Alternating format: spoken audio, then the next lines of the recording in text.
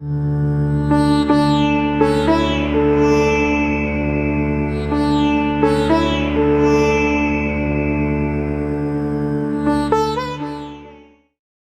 ডেকে নিচ্ছি আমাদের পরবর্তী শিল্পী বন্ধুর জন্য। মঞ্চে আসছে শ্রাইন দাস।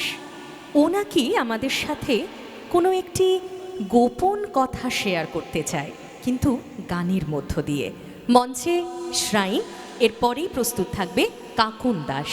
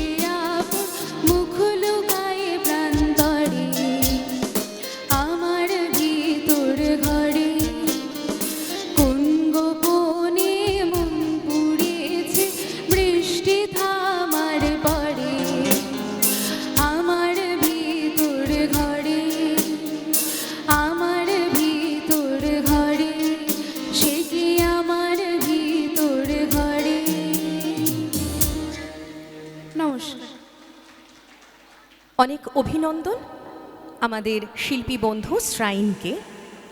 অনুরণন 25 বছর একটি প্রতিষ্ঠানের,